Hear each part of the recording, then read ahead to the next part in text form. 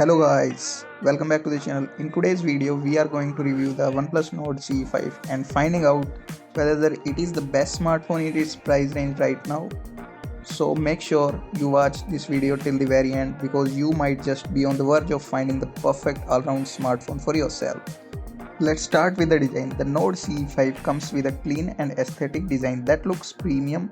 The in-hand feel is comfortable even though the phone weighs around 200 grams and 8.2 mm thick and weight distribution is good. The build quality is decent for the price. It has a plastic frame and plastic back, but the good thing is it doesn't attract fingerprint smudges easily.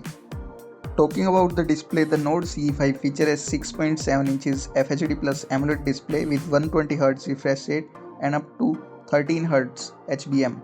It also comes with an optical fingerprint sensor which works fine. The display supports Aqua Touch, which means you can use the device with your wet hands and it actually works. For content consumption, the display is really good. You will love watching content on this.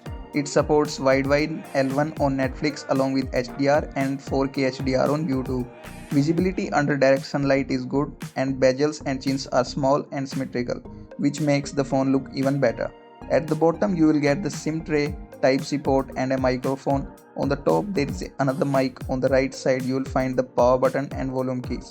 You don't get a physical action key on this device, but you do get action key like features through softwares. The Nord CE5 packs a massive 7100 mAh battery and supports 80 watts fast charging. In my testing, the phone charges from 1% to 100% in about 1 hour and 20 minutes. Keep in mind the test was done during summers at room temperature and it's a pretty good speed. It also supports bypass charging which allows you to play game while charging without excessive heating and it works well. Battery backup is excellent. I was able to get around 9 hours 28 minutes of screen on time with full 5G usage and it includes outdoor usage in summers. For moderate user, the phone can easily last up to 1.5 days. But before starting, keep in mind that all performance and gaming tests were done in summers inside an air-conditioned room. The phone is powered by the MediaTek Dimensity 8350 chipset paired with LPDDR5X RAM and UFS 3.1 storage. Storage is also expandable up to 1TB via microSD card, which is a big plus. AnTuTu benchmark, it scores 1.4 million, max temperature reached about 40 degrees, battery drops by 5%. In a 30-minute CPU throttling test, the device throttles to 78%, which is good for a performance-centric chipset. In 3D Mark stress test, the phone showed around 70% stability with good loop scores. The maximum temperature recording during intense testing was 47 degrees.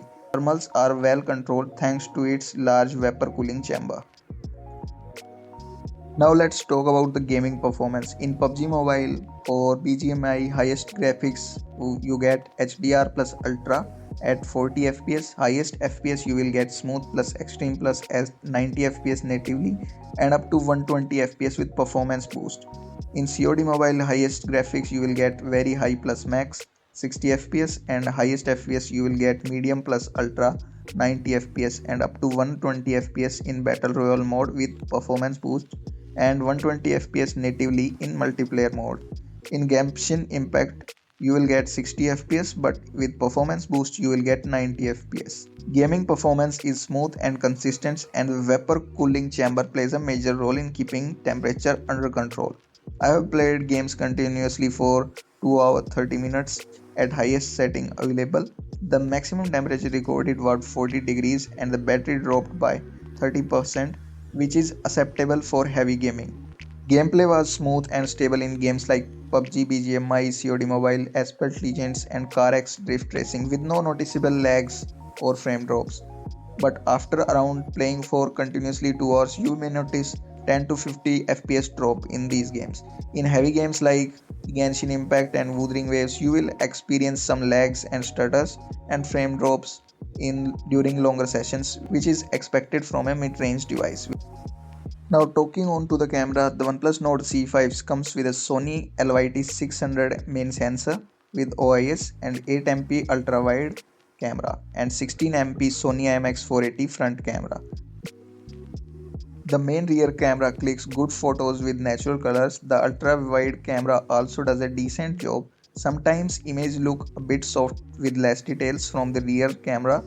Photos up to 5x zooms are usable, but beyond that quality drops significantly, which is expected in the price range. Dynamic range is good. The rear camera record up to video. The rear camera record up to 4K at 60 fps. The front camera takes good selfie with natural skin tones and decent details in daylight, and it can record up to full HD at 60 fps. Night photography is just okay. Overall camera performance is above average. Now coming to the conclusion, if I had to describe the OnePlus Nord C5 in one word, it would be underrated. And the reason I am calling it underrated is because when it launched alongside the Nord 5, all the limelight went to the Nord 5. The brand also promoted the Nord 5 more since it's more profitable for them. But honestly, the Nord C5 delivers more value for money at its price point to the consumers. It's a great all-round smartphone in its price range with great display, excellent battery life, strong performance, above average camera and average speakers. If I had personally this budget, I would definitely choose the Nord C5 over other options, and you can consider this doing the same. It has one of the best software experience, strong performance and excellent battery life. That's why. Thank you so much for watching till the very end. Make sure to hit the subscribe button as it really helps us to make more better content for you. Don't forget to like, share and comment if you want to know anything more about the device. Please subscribe.